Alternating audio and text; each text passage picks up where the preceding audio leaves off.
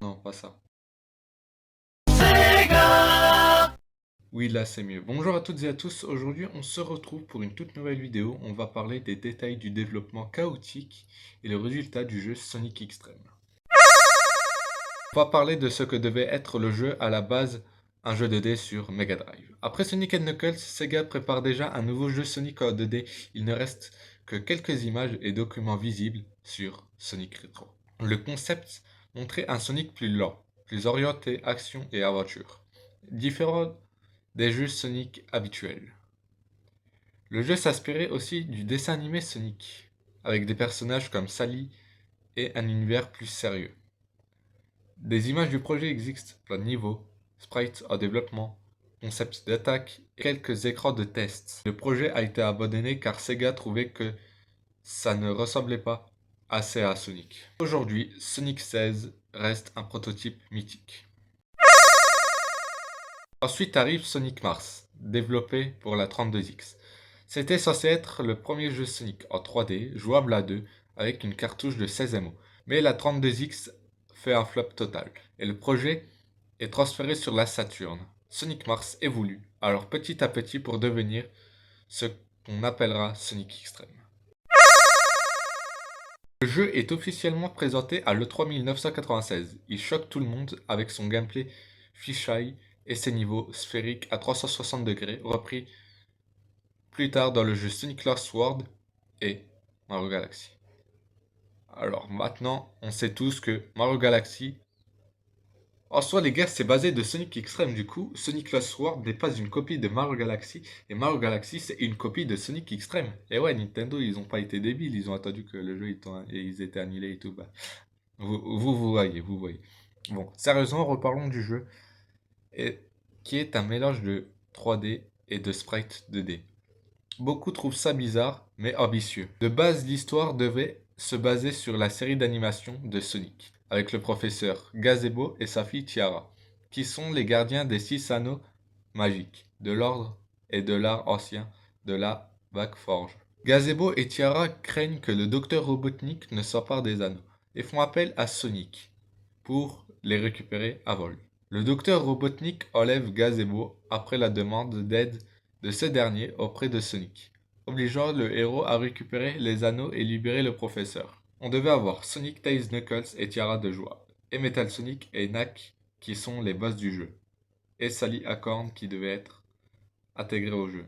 On n'a pas plus d'infos, peut-être qu'il y aurait eu d'autres personnages, mais ça on ne saura jamais. Ou peut-être plus tard, mais du moins dans mes recherches j'ai pas trouvé plus. Le spin dash classique et aussi de nouvelles capacités, comme le Powerball, le Spin Slash, le Super Bounce et le Ring Throwing. Mais le Spin Slash et le Ring Throwing ont été abandonnés en cours de développement. La première technique était trop similaire au Spin Dash et la seconde ne fonctionnait pas avec le gameplay de Sonic X-treme. Les seuls mondes auxquels on a pu voir du jeu Sonic X-treme sont J2 Ghoulie, Crystal Frost, Red Sound et le Death Egg.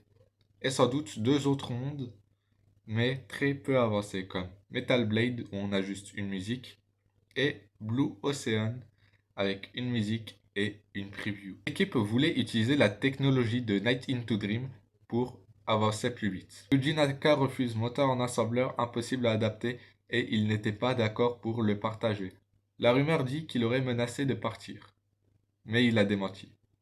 Ensuite, Sega exige que le moteur des boss de Chris Coffin soit utilisé alors qu'il n'était pas fait pour un jeu complet. Le moteur principal laguait trop sur Saturn, Sega Japon n'était pas convaincu et l'équipe devait tout réécrire. Alors que le moteur principal fonctionnait extrêmement bien sur PC. Sonic X-treme a été annulé parce que son développement a été un énorme chaos. Le jeu était trop ambitieux pour la Sega Saturn qui n'arrivait pas à faire tourner son moteur 3D. Alors que la version PC fonctionnait mieux, Sega of Japan n'aimait pas la direction artistique et demandait continuellement des changements, ce qui détruisait le travail déjà fait. L'équipe voulait utiliser des outils ou un moteur de Night into Dream, mais Yuji Naka a refusé, obligeant l'équipe à construire et reconstruire plusieurs moteurs différents. ce qui a fait perdre énormément de temps. Les développeurs travaillaient entre 15 et 20 heures par jour et plusieurs membres clés sont tombés malades ou ont dû arrêter. Réalisant encore plus le projet, finalement Sega imposait des deadlines impossibles pour concurrencer Mario 64, ce qui a fini d'achever un jeu déjà ingérable. Et comme plan B, Sega Japan n'a pas aidé Sega STI, mais a sorti un portage de Sonic 3D Blast sur Saturn. Résultat, la console n'a jamais accueilli de vrai Sonic 3D exclusif. Le développement de Sonic Extreme a tellement été éprouvant que plusieurs membres de l'équipe en sont sortis épuisés, malades et complètement dégoûtés du projet. Certains développeurs ont même expliqué plus tard qu'ils ne voulaient plus entendre du projet Sonic Extreme tant que cette période a été traumatisante pour eux.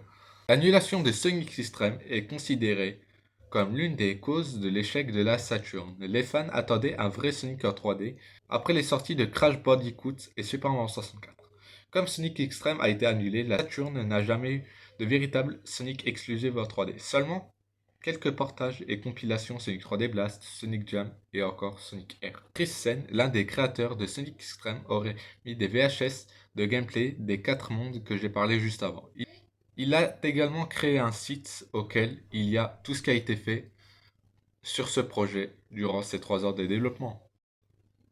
Il avait également un projet avec les fans qui était de finir Sonic Extreme, mais finalement ce projet a été annulé en 2010.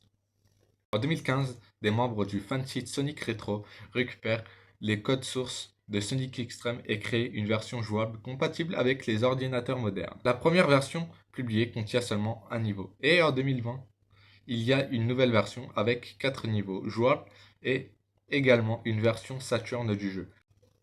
Bon, j'espère que cette vidéo vous aura plu. N'hésitez pas à liker, vous abonner et tout ça. Si vous voulez que je fasse plus des vidéos de ce style, n'hésitez pas à me le dire en commentaire. Et voilà. Et c'était Game 64, ciao.